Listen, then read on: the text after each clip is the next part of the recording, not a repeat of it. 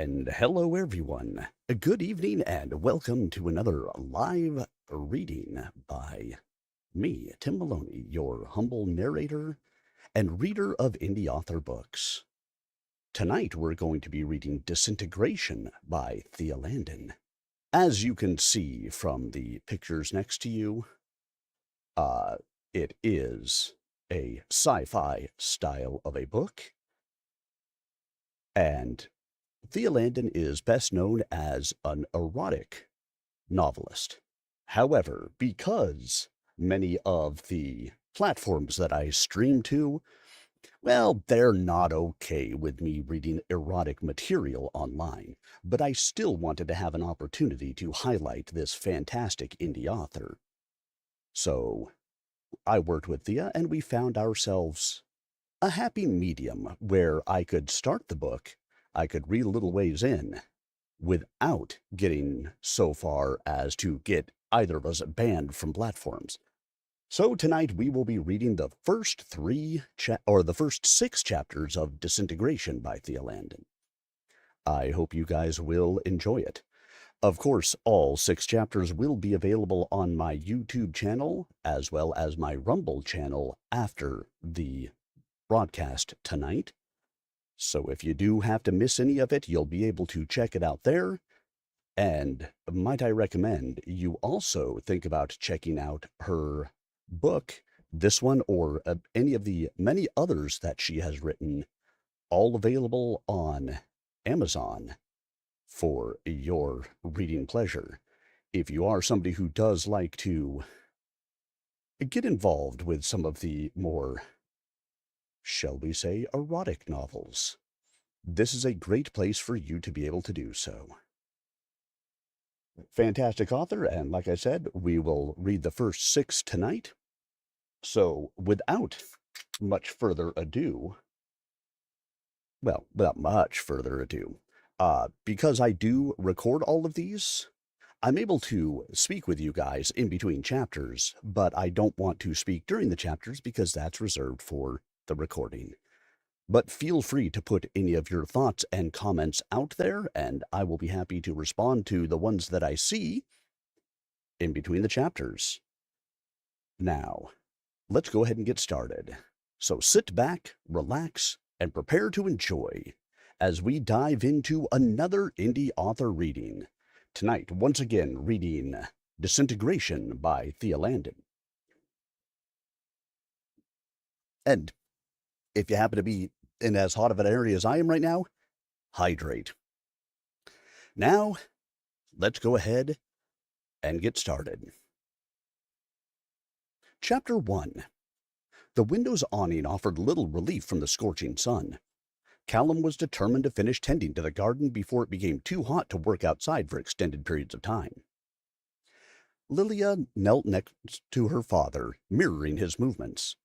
He showed her where to plant her seeds, ensuring there were proper distance away from the irrigation system and not crowded too close together.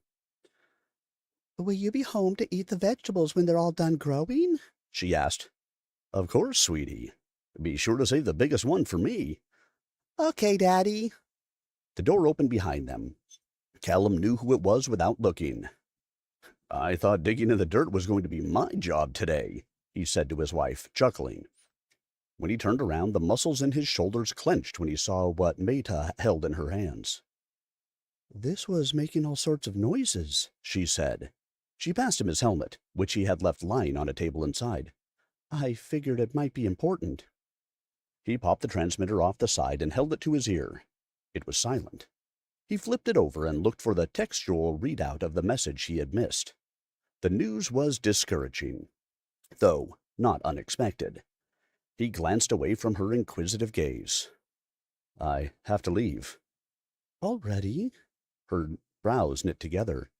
"But you just got here yesterday." "I'm sorry." Meta sighed. "Don't apologize. I know it's not your fault." Nothing Callum could say would make either of them feel better. He snapped the transmitter back in place before tucking it under his arm and retreating through the open door. The thin cotton undershirt he'd been wearing landed in the hamper. After donning a fresh one, he wriggled out of his soil-smeared shorts and added them to the laundry pile. His uniform was in the bedroom, washed and folded into a neat stack. Shaking it out, he stuck his arms through the shirt sleeves and buttoned it to his neck. Meta stood in the doorway as he dressed. "How bad is it?" she asked. He stopped fastening the long khaki pants and looked at her, aware of the 4-year-old girl peeking out from behind her mother's skirt. "I don't know yet. If they called us back this early from leave—" He forced a smile for their benefit while he tucked in the ends of his shirt. "I'm sure everything will be okay." She didn't answer. He brushed past her on his way to the main entrance of the house, where he had left his boots.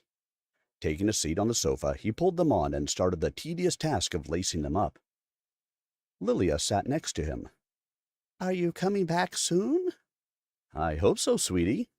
He tried to maintain his chipper tone. "Maybe you and Mommy can finish the garden, and then we can eat your vegetables when I get home." "Mommy doesn't like kneeling in the grass anymore." A frown darkened her face. "She says it hurts sometimes." "Then you'll have to be her extra special helper." Callum finished knotting the laces and kissed the top of her head. "I know you already do a good job listening and following instructions." "We always manage," Meta said. He stood up and crossed the room. She welcomed his embrace, leaning her head against his chest. "This never gets any easier, does it?" she asked, her voice muffled. "No." He stroked her thick, black hair. "But I'll be back before you know it." "You always say that." "Isn't it true?" She pulled back, the corners of her mouth turned up in a small smile. "I suppose it is." He kissed her, letting his lips linger near hers. Wisps of her scented soap tickled at his nose. He inhaled deeply, reluctant to let her go. "The time will fly by while I'm gone. I promise." He patted the rounded bulge of her abdomen, swollen with the life growing inside her. "And my CO already assured me I can be here when you need me most." "He's a good man." Callum released her from his hold and scooped his daughter into his arms. "And I've already spoken to Lilia about how she needs to be on her best behavior then, right?" She nodded, her curly pigtails bobbing. "Uh-huh." "It'll work out somehow. It always does," he said. Shifting her to the other hip so she couldn't see, he winked at Meta. "Before long, she'll have the baby brother she's always wanted." "No, it should be a girl. Another girl like me." He'd succeeded in making his wife laugh. "Well, we'll find out soon enough, won't we?" she said. She took Lilia from him and set her back on the ground. "You'd better get out of here before you cause a total meltdown." He grinned at her. "Yes, ma'am." Crouching down, he kissed the little girl on the nose, eliciting a giggle from her. He repeated the gesture on Meta before brushing his lips against hers one final time. "I love you. Both of you." She squeezed his hand and followed him to the door. "Stay safe." Copper sands swept across the barren plains, landing in drifts along the thick stone walls surrounding the village.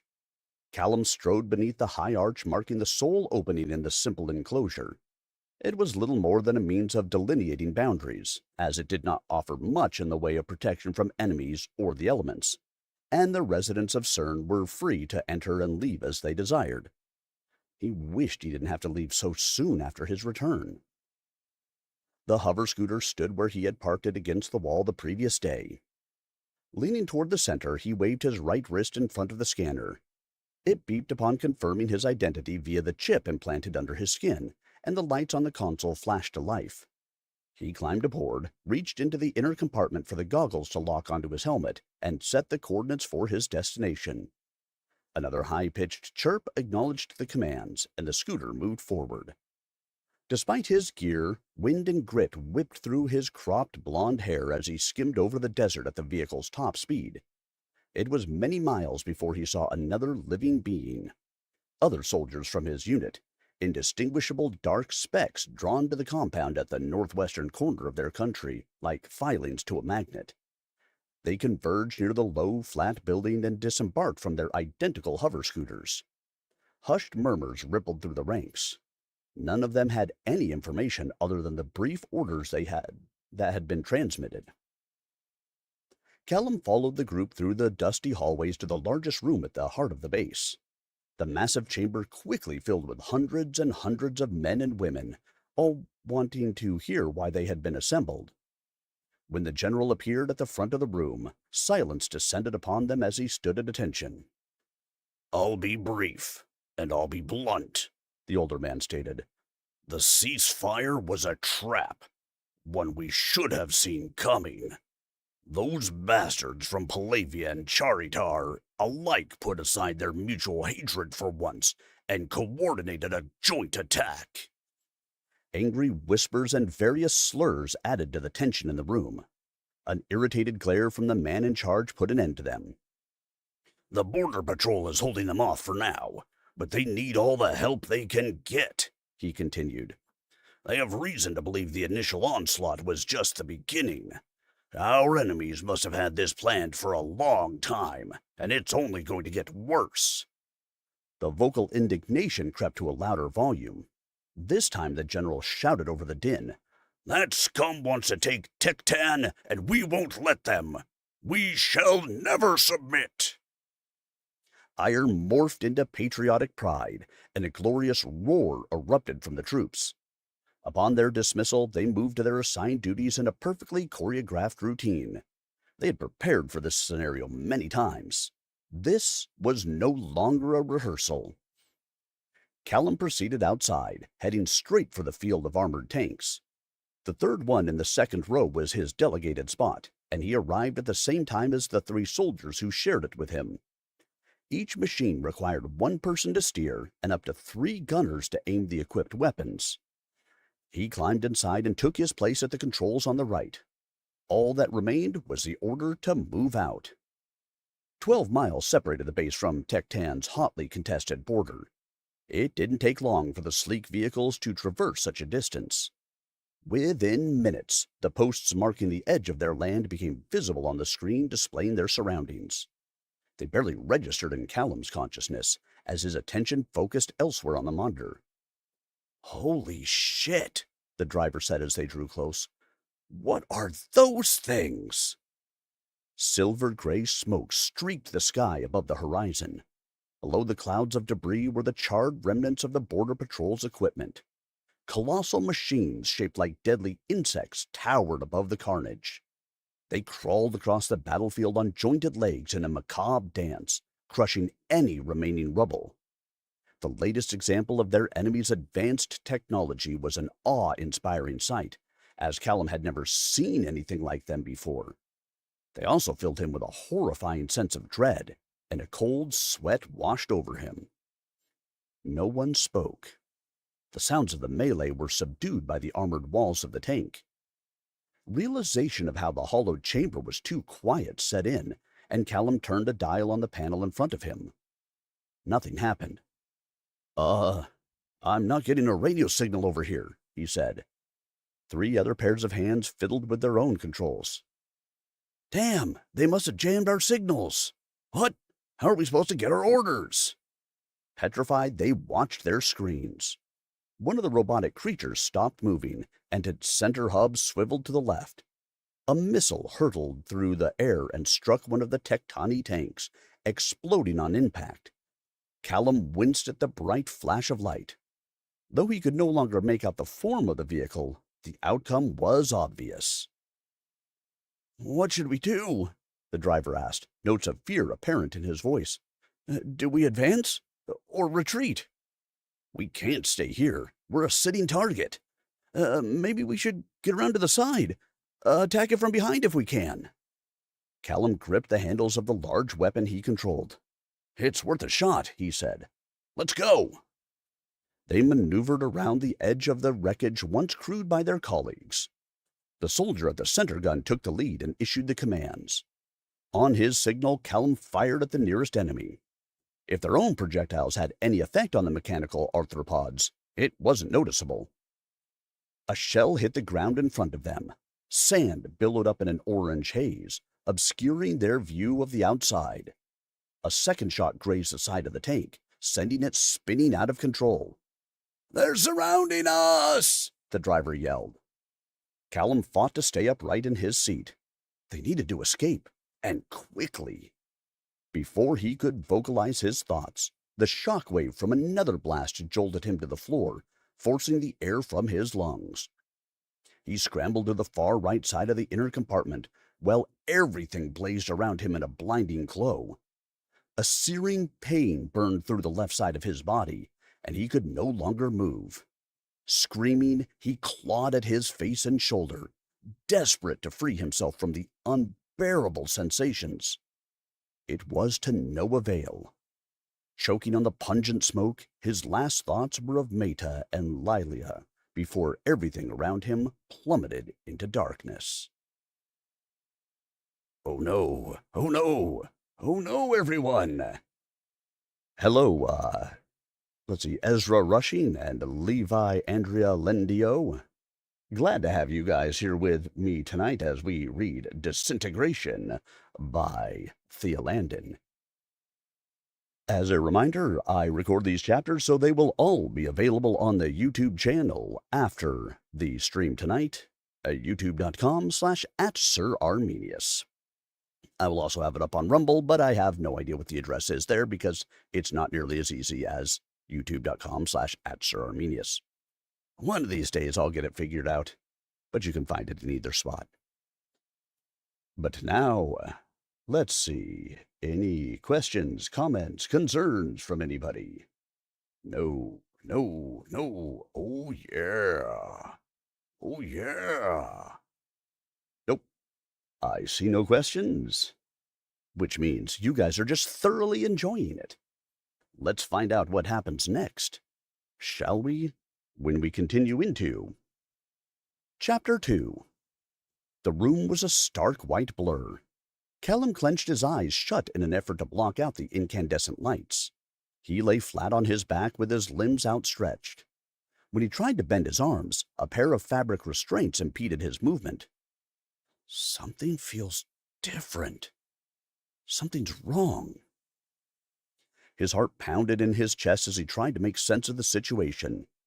A deep voice sounded from his right. "Callum, can you hear me?" He stiffened. "Callum, if you can hear me, open your eyes. Slowly." His right eyelid lifted a fraction of an inch, followed by the left. He adapted to the brightness of the room, and when he no longer needed to squint, he sought out the source of the voice. "Good to see you awake and alive." He tried to turn his head and was successful. A man sat next to the table on which he rested, his pale blue eyes intently focused on him. Gray hair was slicked back from his forehead, which creased as a smile spread across his thin lips. "We weren't sure you were going to make it." Where am I?" Callum's throat was dry, and he managed little more than a choked whisper. "Who are you? What happened?" "One inquiry at a time. You've been through a lot, after all." The man adjusted the collar of his pristine white coat. "I am Dr. Zedek. You're in my laboratory, which is part of a larger underground facility." He swallowed and was able to muster a louder tone. "How did you know my name?" Zedek tapped his wrist, below the restraints. "As soon as we saw you were a member of the Tectoni military, we located and scanned your chip." "Military." Memories wafted through his mind like a cold breeze. "There was an attack." "At the border." "Indeed there was." Callum furrowed his brow as he recalled the images of the grotesque weapons that had hit his tank. "Where are the others?" The doctor's smile disappeared. "Unfortunately, you were the only member of your unit we found alive." He closed his eyes, grief and panic forming a nauseating pit in his stomach. There were so many questions, but his top priority remained unchanged. Meta, I need to get out of here. I need to get home to my family." He struggled to sit up and couldn't. Let me go. We can't. Not yet. I need to get home, he said, shaking his head. I have to get back to CERN. Callum. He cringed, not waiting to hear what he was certain the next words were going to be. CERN is gone, Zedek said, his tone even. Everything within 30 miles of Tectan's border was decimated. No! He fought against the restraints. They were supposed to be safe there. Everyone moved far enough away. I'm sorry. No! The cuffs held him in place, and he thrashed against them. His exertion was futile. Doctor, his heart rate's all over the place, spoke a second man behind Callum. Zedek leaned forward. Callum, listen to me. I know you've had quite the shock, and there was no good way to break the news to you. But we went through an awful lot to try to save your life, and you may not be out of the woods yet. You need to calm down. He attempted to relax and slow his breathing. Okay. I'm okay. He swiveled his head to the opposite side to see the second person attending to him. Before he could get a good look at the man, he caught sight of the other side of his body. His arm was a pure black hue and gave off a glossy sheen. When he twisted his wrist to inspect the underside of his palm, he glimpsed the mechanical joints of his fingers. Lifting his head, he saw the smooth material extending down the line of his torso. His leg looked utterly inhuman and unnatural. It responded to his commands, and he rotated his ankle without difficulty, but it was a poor match for the tanned flesh on the opposite side. He trembled, and the sickening feeling increased. What did you do to me? We saved your life. You were badly injured, and... What did you do to me? He screamed. He put all his strength into breaking free of his bindings. Though he didn't know where he was, he needed to escape. He was trapped in the worst nightmare his imagination could conjure, and he was desperate for any way out. Zedek stood up. Sedate him. Callum wanted to beg him for answers, to choke an explanation out of him. His limbs grew heavy, and he was unable to speak. Through the haze of the drugs coursing through his system, he thought he spotted a woman appear at the side of the table. He didn't have time to examine her closely before being thrust back into unconsciousness. The first thing Callum saw upon waking was the stern glare of Dr. Zedek. You don't seem very grateful for someone who was on the brink of death not long ago. Callum said nothing. When we stumbled across your crumpled body in the aftermath of the battle, my team and I worked very hard to rescue you. Maybe you should have let me die out there, he muttered.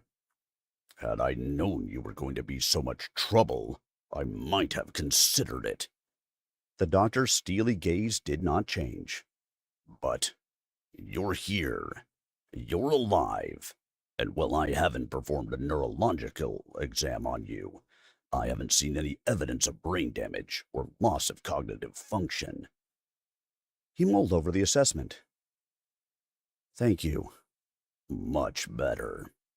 His tight smile emerged again. Now, if you promise to maintain your composure, we can remove the restraints. I can also answer some more of your questions, as long as you're not flailing about like a madman. Callum nodded. Zedek unfastened the cuffs on his right side. As soon as he could move his arm, his fingers flew to his face. The skin on his forehead, nose, and right cheek seemed to be intact. The other side felt different beneath his fingertips. He assumed it was covered in the same synthetic skin that had startled him earlier. It stretched down over his neck and around the back of his head. For the first time, he wondered how severe his injuries were. Another man freed the altered left side of his body and helped him into a sitting position once he was no longer attached to the table. He appeared younger than the doctor, and his hair was considerably darker. Unlike the older man, there was no contempt reflected in his eyes. My assistant, Lad Castles, said Zedek. He's been monitoring you closely since we first brought you in here. Also involved in your case is one of my top agents, Ro Bernard. Behind the doctor, a slender woman perched atop a stool. Callum recognized her as the person of whom he'd caught a glimpse before the sedatives had knocked him out. At her introduction, she hopped up from her seat and approached the table. "Pleased to meet you," she said. Callum raised one suspicious eyebrow. "Agent? That's a curious title." Zedek laughed. Surely you must have realized by now this is not a military facility. He hadn't given it much thought. Looking around the austere room, he saw no markings, nothing to help him determine the affiliation of his saviors. If Zedek told the truth, he could at least rest assured he was not being held captive in enemy territory. He required more information. So, where am I? Geographically, one of Zedek's shoulders twitched. We're approximately 60 miles west from the mess of a border you were so valiantly trying to protect. In Charitar or Palavia? He asked. Does it matter? Annoyance tinged his question.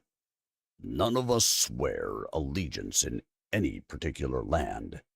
The Midnight Scorpions are spread all throughout these 3 war-torn countries and beyond. The wary eyebrow arched again. I've heard of you, Callum said. I thought you guys were a myth. Just another scare tactic to keep us focused and instill a sense of pride. We are plenty real, I assure you. Zedek's lips twisted back into his pleased grin. We do serve a purpose. We also offer plenty of services to anyone who might be interested. So you're... Some call us mercenaries. Ro chimed in. But I think it's a rather loaded term, don't you? Zedek didn't give him a chance to answer. What they call us is unimportant. What we do is far more significant. And what, precisely, is it that you do? Callum asked. Trust me, you will become better acquainted with the practices of our organization. The doctor's wry smile never faltered. Because now, my brave soldier, you are one of us. Well, everyone, what do you think so far? What do you think about Disintegration? We have started with, unfortunately, Callum losing the battle for his home, getting all blowed up, losing his wife and daughter, and being remade into a cyborg. Dun, dun, dun. What do you think? No, not sure. No one is quite sure. Well, I tell you what. Let's continue, reading, and let's find out, shall we? Let me check really quick, make sure no other comments have come in. No. All right. No comments means you guys are just enjoying it too much, and you need to know what's happening next. Well, I can deliver. Let me take a quick drink.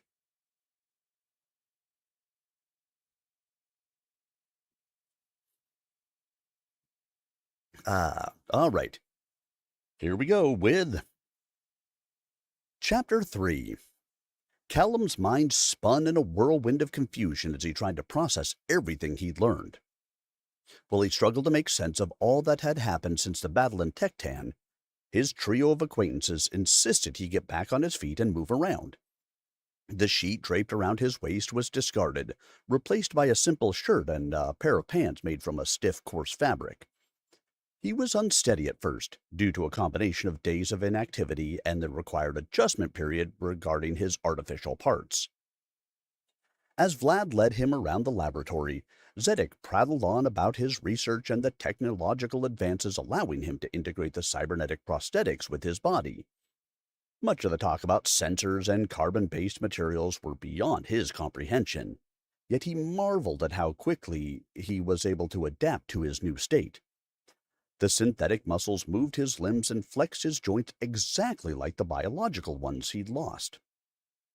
He could touch the tip of his nose with his left index finger when Zedek instructed him to do so.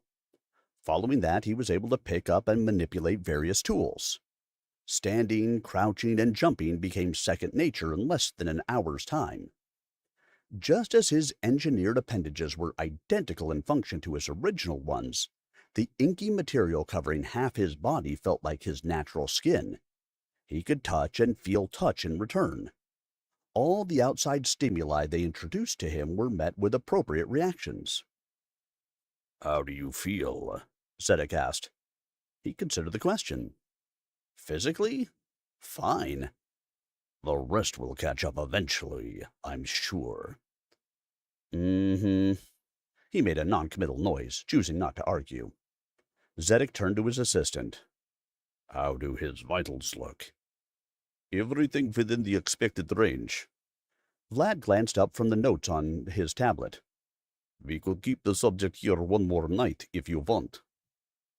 I have a name, and I can hear you, Callum said.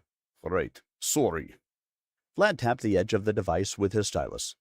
I guess I got used to monitoring you when you weren't awake.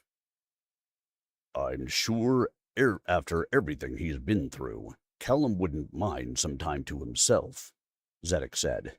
Ro, why don't you show our newest recruit to his quarters? Vlad and I have some data to go over. Sure, she said. Come on, the residential wing is this way.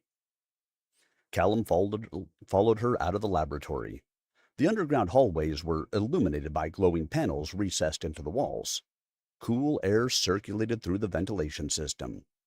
He felt neither trepidation nor a sense of coziness as they moved through the corridors, but he didn't find the facility unpleasant.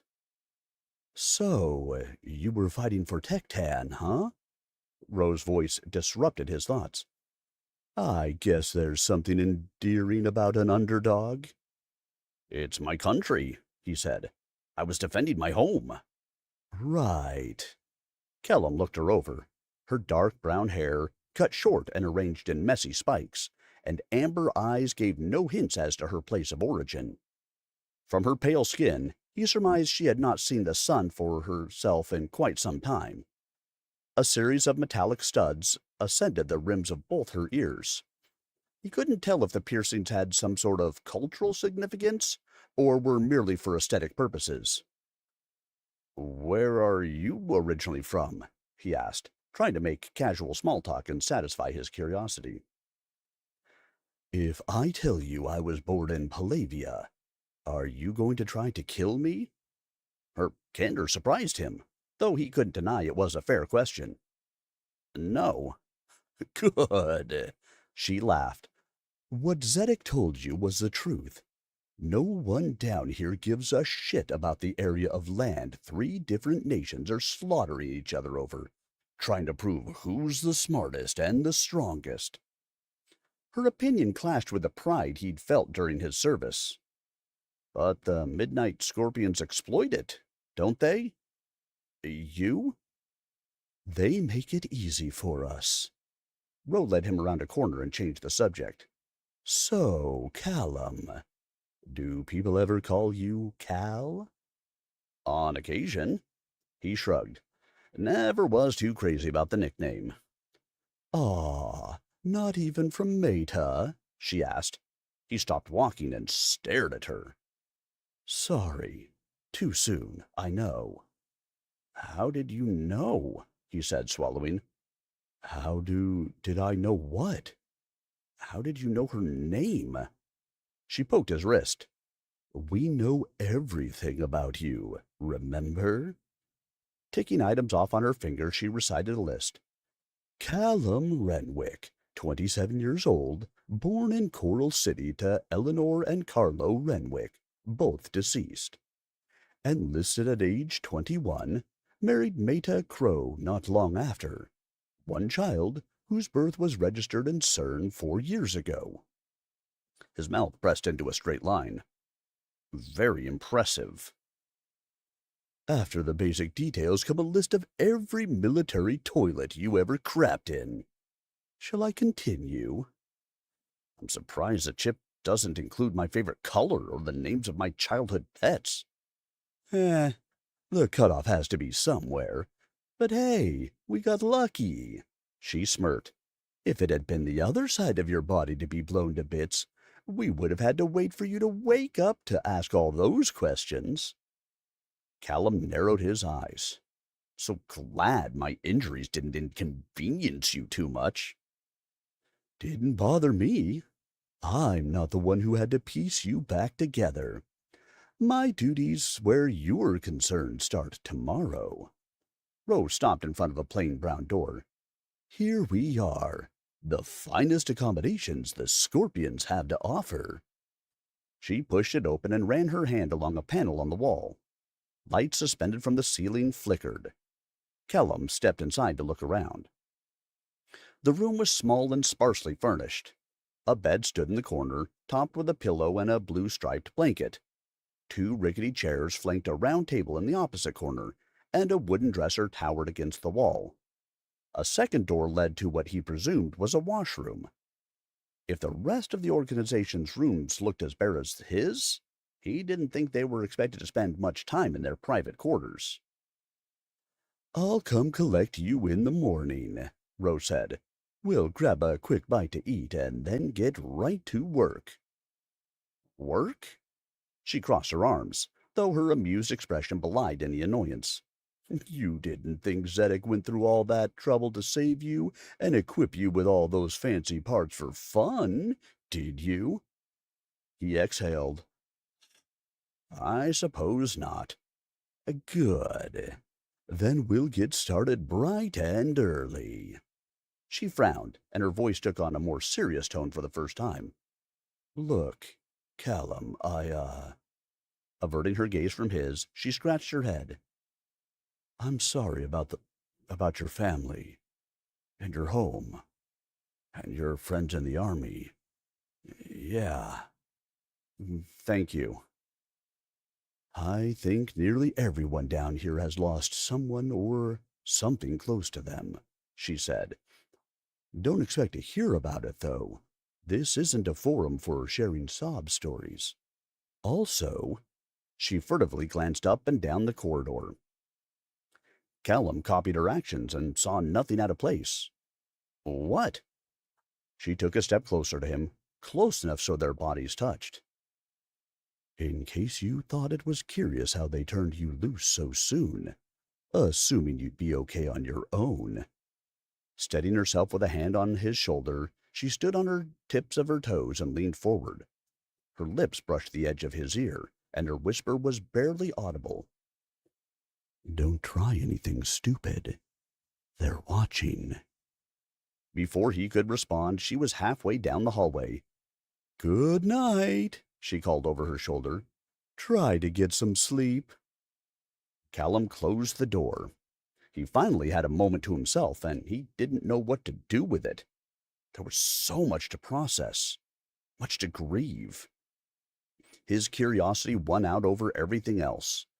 He crossed the room to the second door and peered around it. The object he sought lay inside, a mirror. He didn't recognize the face staring back at him. Disgusted, yet fascinated, he entered the washroom and took a closer look. If he turned his head to one side, the reflection of his tanned skin and sun-bleached hair showed no signs of him being anything less than an average human male.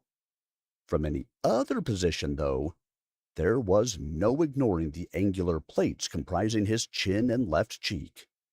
The socket that had once held his eye was now filled with a glowing scarlet orb. When he closed his remaining eye, he noted no changes in his vision. He poked at the mechanical ball and flinched at the intrusion of his finger. The seamless integration of the cybernetic parts continued to amaze him. Alone in the washroom, Callum stripped off his clothing. The small square mirror hanging above the sink didn't reveal his entire body, but he was able to examine himself without its aid. The flexible black material wrapped around the left side of his torso, stopping shy of his navel. It fused with his skin along the line of his sternum, covering his chest and shoulder before flowing into his robotic arm. Closer inspection revealed the downy blonde hair that once lined his pecs and abdomen had been removed. His heart pounded with anxiety and he looked further down. Reaching a hand between his legs, he breathed a sigh of relief when he found his penis and testicles intact, having escaped any injury. Callum's gaze returned to the mirror. The more he watched his reflection, the less it resembled him. Full acceptance would come in time. He admitted Zedek had been correct. He was lucky to be alive, and he had to make the best out of his unexpected situation. He located a toothbrush and some toothpaste in a cabinet. With the supplies provided for him, he repeated his usual nightly routine and took comfort in it. He used the toilet, washed his face and hands, and returned to the main room. Skimming his hand over the panel Roe had used, he extinguished the light. Despite the lack of illumination, he could still see every specific detail of the furniture. Interesting, he thought as he lay down on the bed. In the darkness, the day's trauma resurfaced. He couldn't escape the images of Meta and Lilia floating through his mind. Regardless of how hard he tried to push aside the horrific scenarios, thoughts of their deaths plagued him. Their smiles, their energy, their potential. Everything had been ripped away in an instant. Were they fortunate enough to die quickly? Or were their last moments filled with terror and agony? Did they wonder when he was going to come save them? Why had their lives been taken and his spared? Tears dripped from his remaining eye, rolling down his cheek to the pillow below. He had failed them. The assumption they were safe in CERN had been incorrect, and they all paid for their mistake dearly.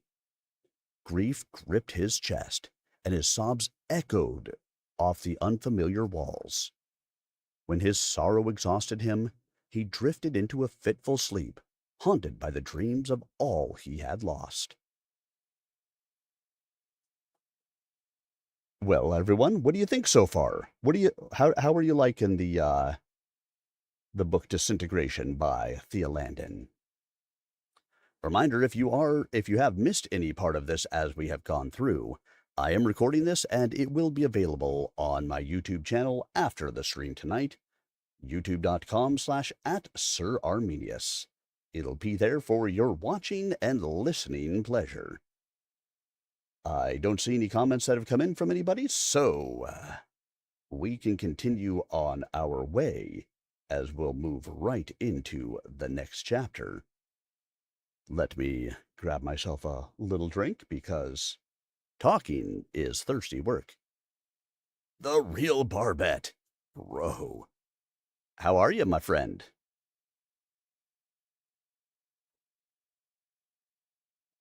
As always, Barbette, it is good to see you. Don't worry. We stop this book before we get to the really erotic parts. Because if you look up Thea Landen, she is known as a smutty author. In fact, I believe that's her name on Twitter, Thea Landen, smutty author or something like that. But we will stop before we get to the parts that would get me banned from Twitch and YouTube and Rumble and all of those things. Don't worry. But if you find that you're enjoying it or you do like those kind of books, might I recommend you go and check out Thea Landen and check out some of her books. This book, I know, for one, is free to read if you are a Kindle Unlimited subscriber. Hey, you know, Barbette, I am happy to read any indie author books that they want to send me to read, because not only does it allow me to get into different genres, but the book is really good. I haven't actually read up to the smut part, so I don't know for certain how the smut side is, and I can't say that those are normally my bag of tea, but I know a lot of people like them, so if you happen to be one of those people, then check it out. And now let's go ahead and dive into Chapter 4. You ever used these before? Rose swirled a pair of silver glasses in her fingers. We had some basic simulation programs, Callum said. Nothing too fancy. The room was comprised of white panels. Not only were they all on all four walls, but the squares covered the floor and ceiling as well. One pane was different from the others. Zedek, Vlad, and 3 other people sat behind a clear window. Other than him and Ro, the room was empty. Then I'm sure you're going to have some fun in here. She passed him the glasses and produced a pair of her own. We'll start off easy. If something moves, shoot it. If you shoot me, I'll get a little shock, which is annoying, so don't do that. He inspected his equipment. Right. Got it. Zedek's voice resounded through the earpiece Callum had slid into place before entering the room. We'll be running a number of different scenarios. No matter what you see, stay calm and attack the enemies. Stay calm? He repeated. It's just a simulation, right? Yes, but we're taking note of several different factors, he said. Any damage you would have sustained were the situation real will be recorded on your sensors. Agent Bernard will be standing by should you get overwhelmed. Ro cocked her pistol and grinned. Let's pretend to kill stuff. Callum donned the lightweight eyewear and lifted his own weapon. The lit panels dimmed before projecting a scene into the room. The sands stretching in front of him were reminiscent of the desert surrounding CERN. Notably different were the trees, bushes, and other assorted greenery dotting the landscape. He would have marveled at the complexity of the artificial setting, but the soft patter of footsteps approaching distracted him. A feline creature with dusty taupe fur appeared from behind a shrub. It lunged at him, and he fired the gun. A burst of energy exploded forth from the barrel and struck the animal in the head. The large cat slumped to the ground from the impact, unmoving. He heard a low growl behind him. Spinning around, he pulled the trigger twice in rapid succession. 2 more animals fell, splayed across the sand. Every time he heard a noise, his instincts took over, and he discharged his weapon at the source. The projection shimmered, and the bodies vanished. A dark spot appeared on the horizon, growing larger as it came closer. When Callum could discern the details, he recognized the shape as a robotic drone, similar to those he'd seen dispatched by Charitar's forces. The streamlined figure dodged the first blast from his gun and increased its speed. He recovered from the miss and fired again. The first 2 shots slowed his opponent, while the third succeeded in knocking it down. A faint whirring sounded in his ear, and he dove out of the way, landing on his stomach as another drone raced past him. The robot turned around in a narrow arc, hurtling toward him again. He rolled over and sprang to his feet, shooting at his foe. It pitched forward, its head landing inches from the tips of his boots. He didn't have long to reflect on its close proximity before the next one launched its attack. When dozens of drones littered the field, the phase ended. Callum thought he would have time to catch his breath while the fallen bodies disappeared into the electronic ether. The floor rumbled beneath him, and he stumbled. Shadows darkened the sky, sending the finer details of the manufactured scene into obscurity. His head jerked around, and he realized he was surrounded. Giant machines dwarfed him, their humanoid shapes stalking toward him like the prey he was. Hulking masses formed an indomitable circle. He looked down at his gun, which seemed pitifully small in comparison. Though he knew it was nothing more than a well-designed illusion, his pulse raced, throbbing in his temples. A door on the chest of one of the machines slid open. He avoided the beam of light shooting forth from the cavity, but he didn't move fast enough. The bolt struck him in the ankle. "Ow!" he said, though it stung more than anything else. He fired the flimsy handgun, first at the one shooting at him, and then at the others. It did nothing to stop the advancing robots. He crouched down and scrambled between the legs of the nearest enemy before they closed in on him. Ro sat on a nearby rock, her chin resting on her hand as she watched him escape from the simulated aggressors. A click signified another blast was coming, and he darted to the side. What do I do? He asked her from the ground. She shrugged. Callum stood up and ran, trying to put as much distance between him and the enormous machines as possible. Forgetting he fought in an enclosure, he was surprised when a wall prevented him from getting very far. Damn it, he muttered, rubbing the shoulder that had taken the brunt of the impact. Another bolt of light struck the wall above him, reminding him he couldn't stand still for too long. Shaking off the jolt, he was on the move once more. He couldn't run laps around the room forever, ducking and dodging attacks, and wondering how long they were going to let the simulation proceed. Risking a glance behind him, he saw the robots had formed a single-file line as they followed his path and hunted him down. An idea flickered to life. The next time he passed Ro, he snatched the gun from her hand. Hey, she squealed. Ignoring her outburst, he broke into a sprint, keeping in mind the markings designating the walls that had escaped his memory earlier. When he'd gotten as far as he could possibly go, he turned around and raised both pistols. Aiming for the center of the leader's body, he pulled the triggers over and over, as fast as his fingers would allow. The first robot kept moving toward him, though it was slowed by the rapid bursts of energy. Behind him, the others continued at the same pace. The next in line crashed into Callum's target, followed by the one behind it. The collision rippled down to the last one, and it was too late for them to change course. They crashed to the floor in a tangle of metal and wires, no longer a threat. The desert panorama shifted, and the panels returned to their original blank state. Ro removed her glasses, and he did the same. Shit, Callum, she said, her default smirk returning.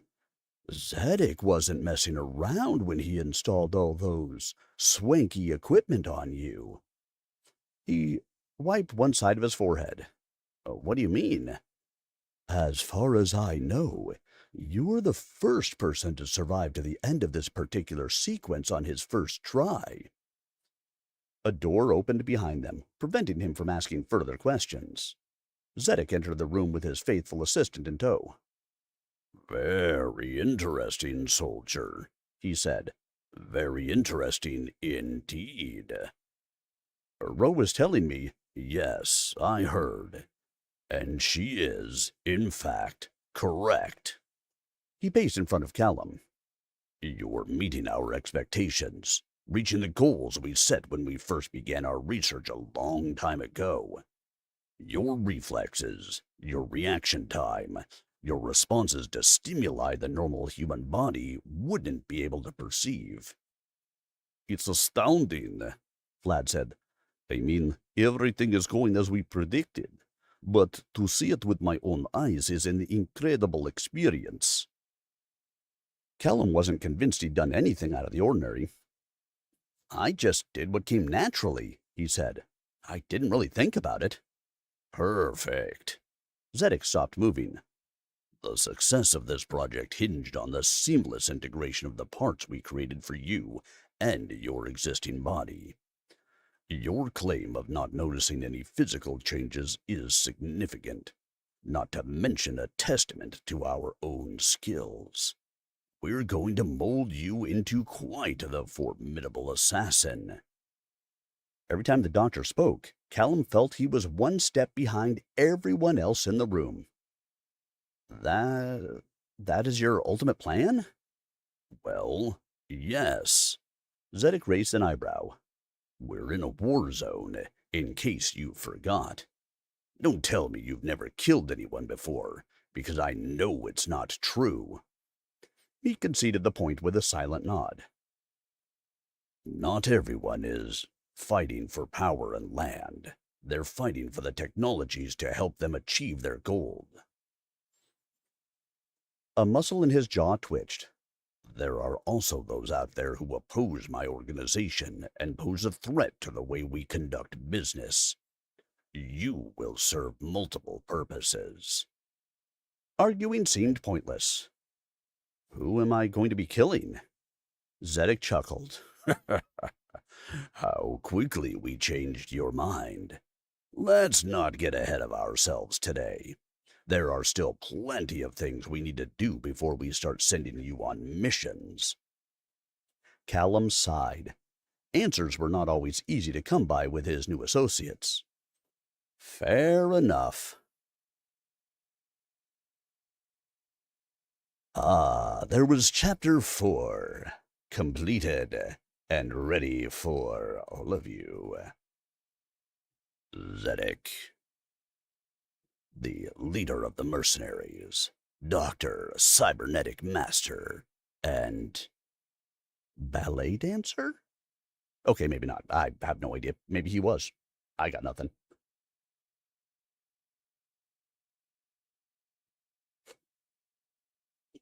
Barbet, as always, thank you for the continued support of the channel. You are always so good to me. I appreciate it. And I hope you are feeling well, my friend. All right, let's go check really quick, see if any comments have come down on any of the other streams. No. No. No.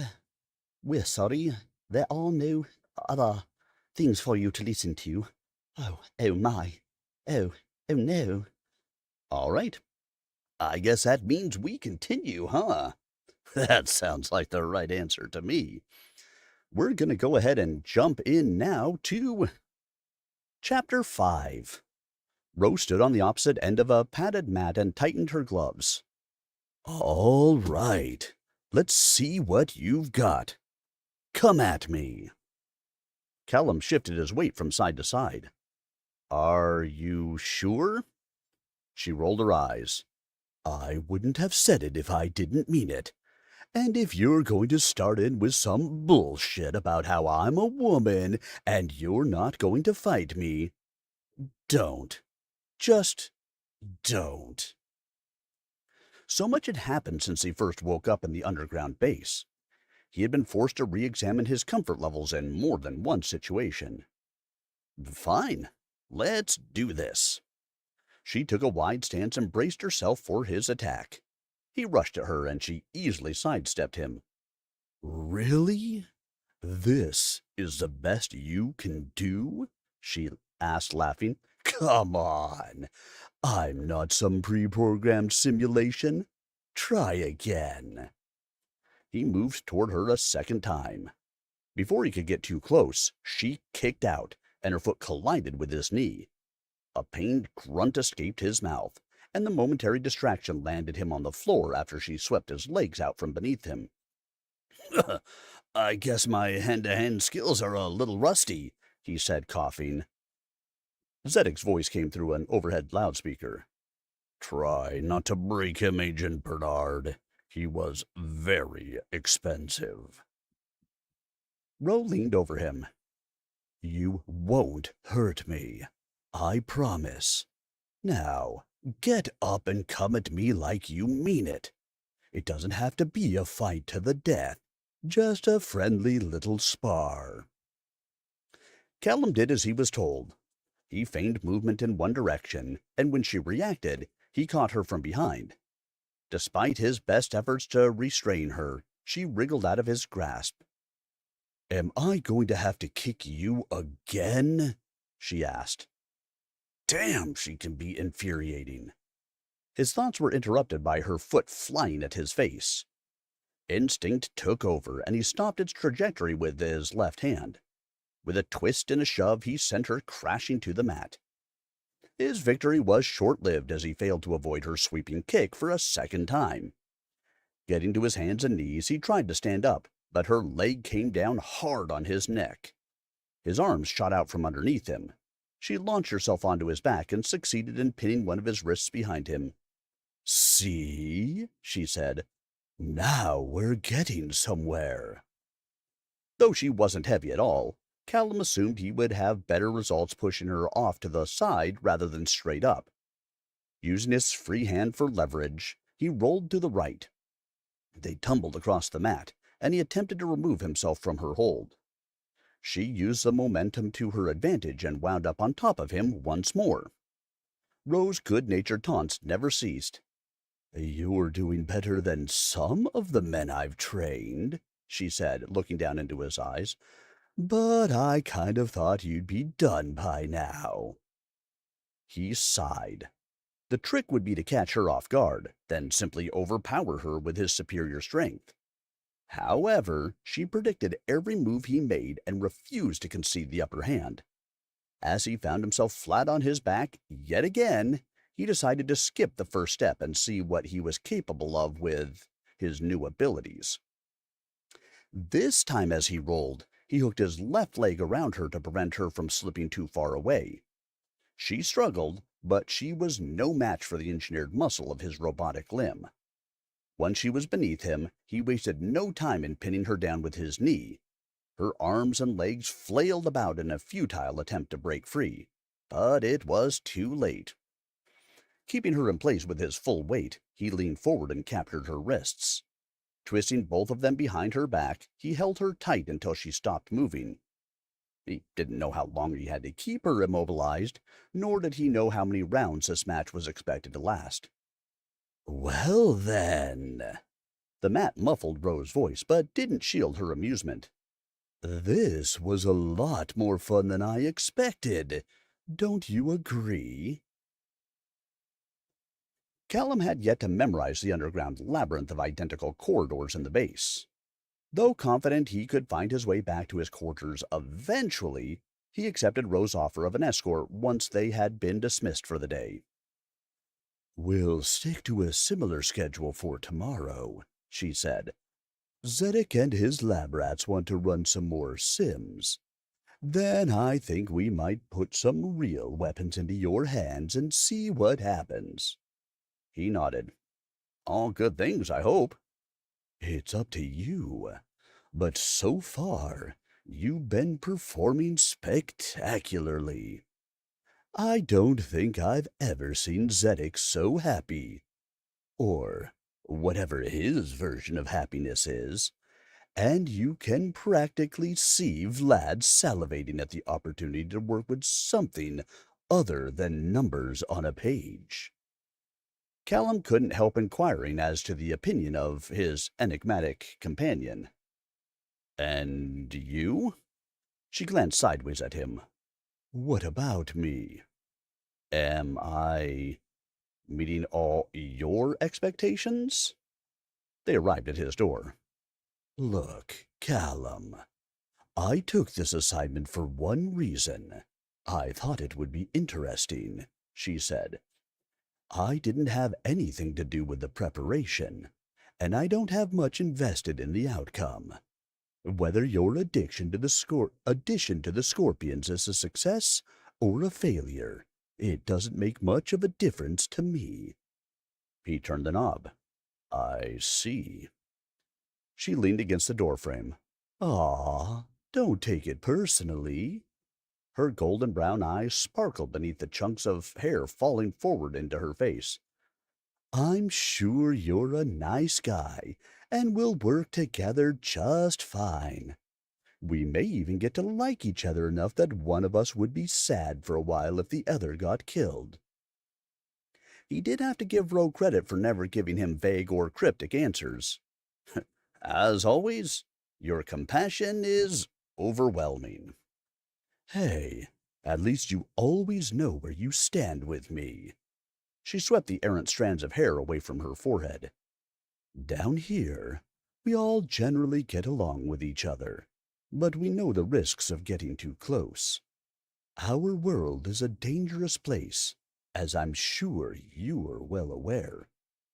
"I am." She pushed away from the wall and stepped toward him. "That said, it's not like we're mindless, soulless drones, either."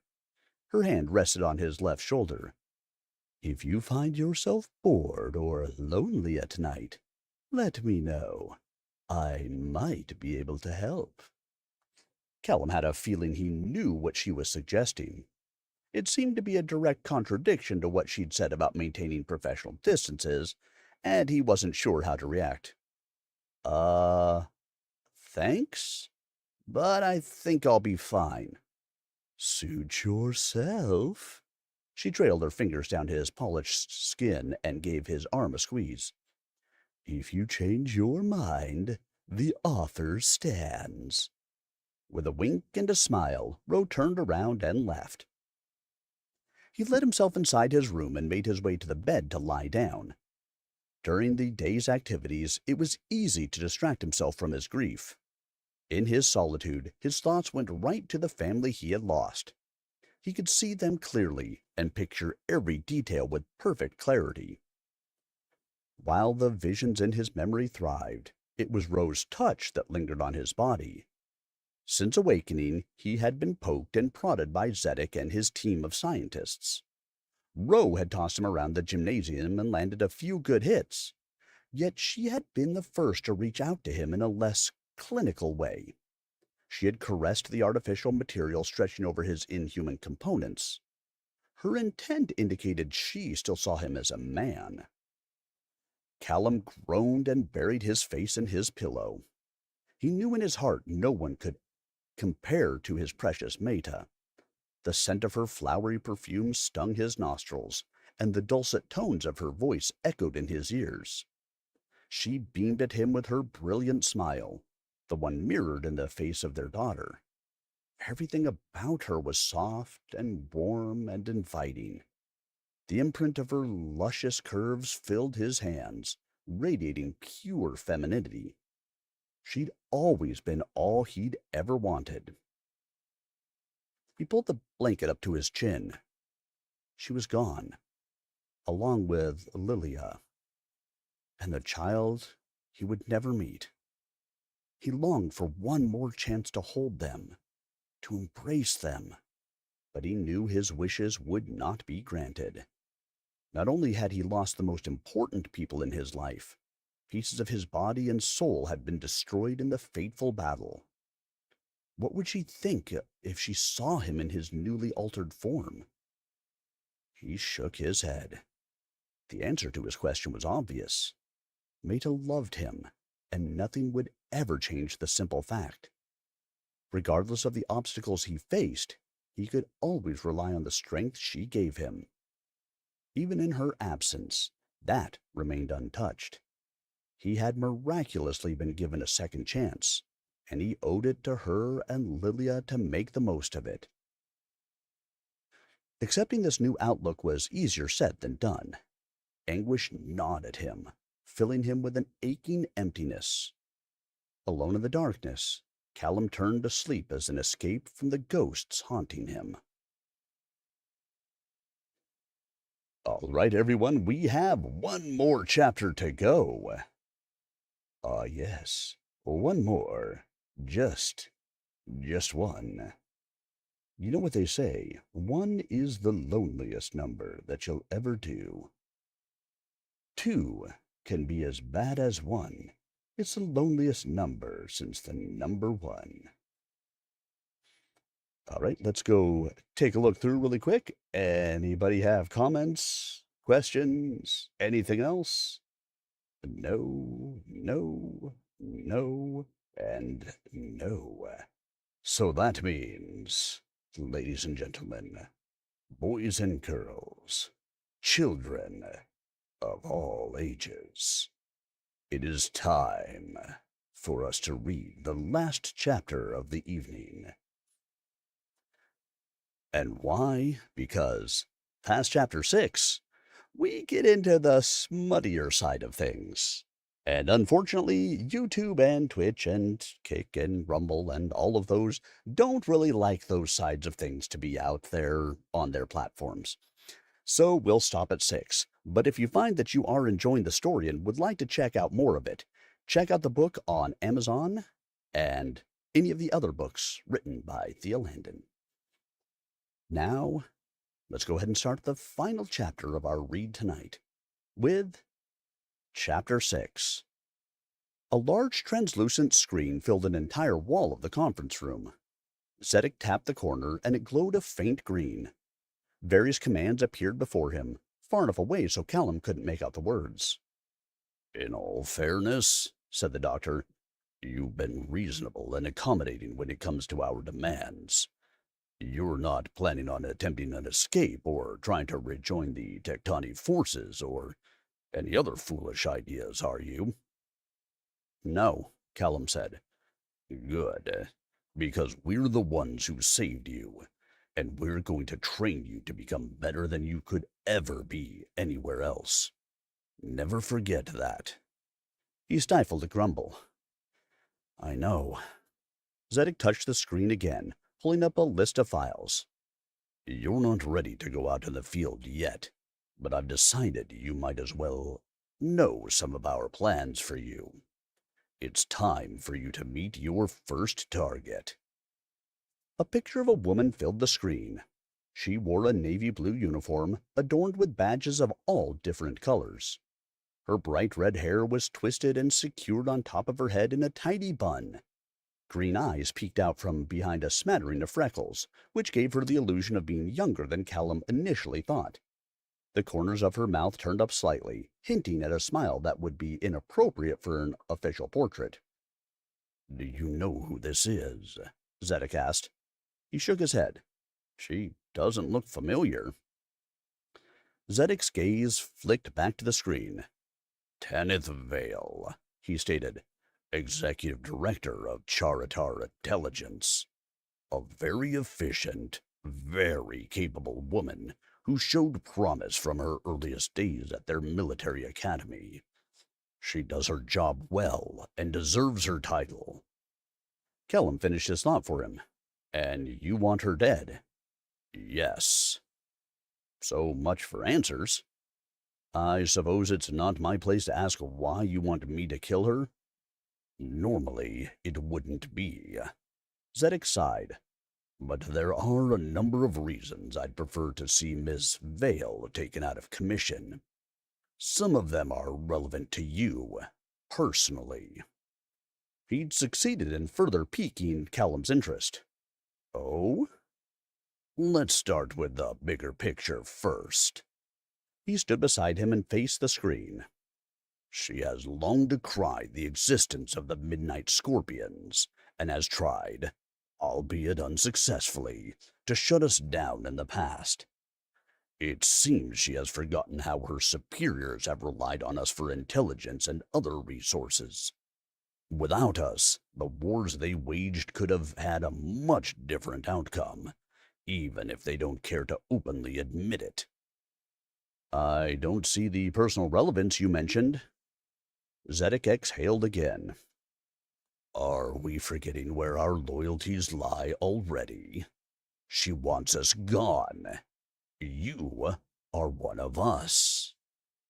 Think of it as self-defense if you must.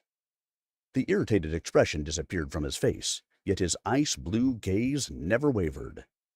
And if this isn't enough for you, there's nothing quite like a good old-fashioned revenge killing.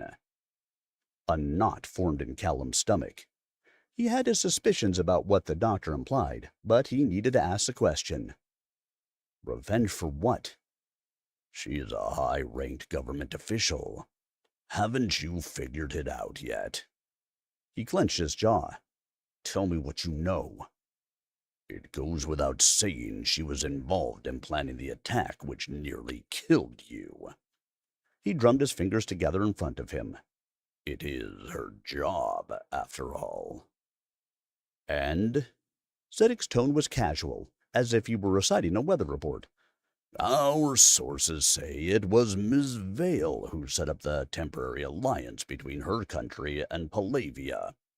She offered some intel she had on the Tectonic forces to make the deal sound more enticing. He rubbed his cheek. I'd assumed by now the ceasefire was a ruse, but also her idea, from what I've been told. Callum studied the image on the screen. Tanith didn't resemble his notion of a ruthless murderer, someone who treated life and death as nothing more than objectives in her game. As he stared, the portrait shifted and twisted before his eyes. The serene, fresh-faced woman morphed into something darker, something more sinister. The sparkle in her eyes revealed her malicious intentions. Rosy lips mocked him with their prim smile, moments away from laughing at his misfortune. Her cruelty seeped into his blood, sending pure hatred flowing throughout his body. Zedek inched behind him and followed his gaze. She took from you. She tried to destroy you. Your daughter will never have the opportunities this woman had. She erased that. He glanced to the side. Rose sat in the corner, silent and unmoving. The light from the screen illuminated her face, tinging her pale skin with a verdant hue.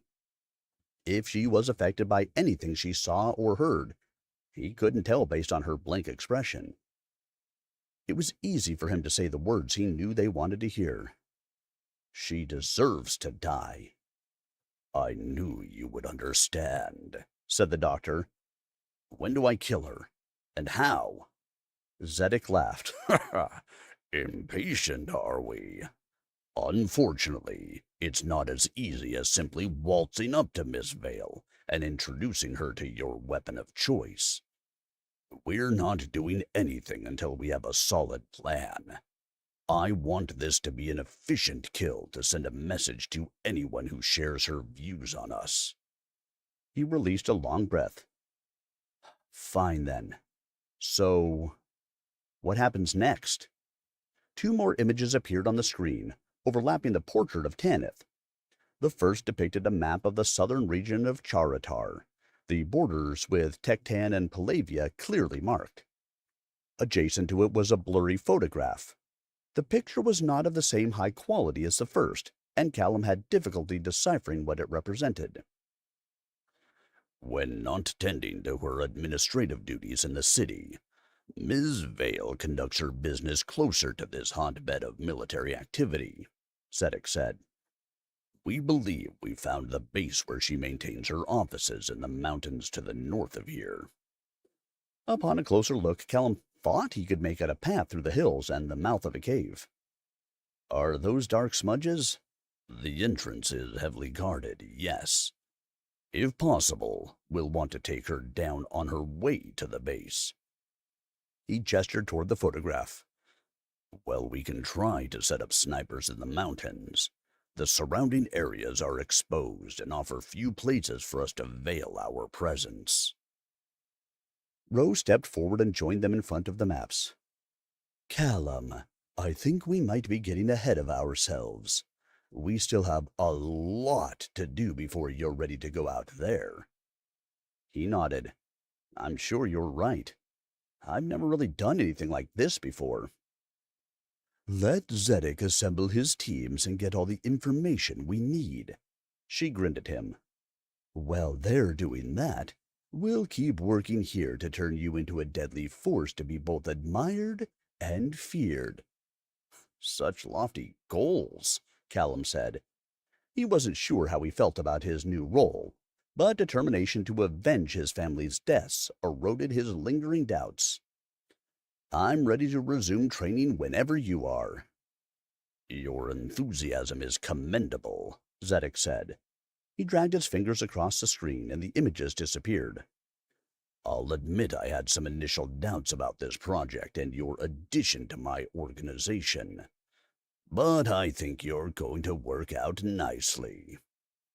Once the screen dimmed, he turned around and extended his hand. Welcome aboard, Agent Renwick. And that, ladies and gentlemen, will reach us to the end of what I will be reading this evening. Once again, we can't really go any farther than this because, well, it gets a little spicy between Ro and Callum in Chapter 7. And most of these streaming platforms don't like that so much. But if you enjoyed it and want to find out more about what's going on in this book, you can pick up the book on Amazon. Links will be on the recorded YouTube and Rumble videos for your ease of getting there, or you can go to Amazon and search Thea Landen and Disintegration, and it should pull you right to it. As a reminder, if you did miss any part of this, the recorded videos will be up on YouTube and Rumble later this evening. Look for them tomorrow because sometimes YouTube and Rumble are slow to get things uploaded. But thank you to all of you. The greatest gift that you can give me is the gift of your time, and I appreciate that you guys have given me the gift of yours this evening. If you have not done so already, make sure you do stop out to the YouTube channel, youtube.com/@SirArminius, and give it a subscribe. It's free to subscribe. You'll always hear when I go live. And, well, it helps to support my growing channel to be able to support these indie authors and their work. I hope you guys all have a wonderful rest of your weekend, and I hope you come back on Tuesday when we will be starting a new read.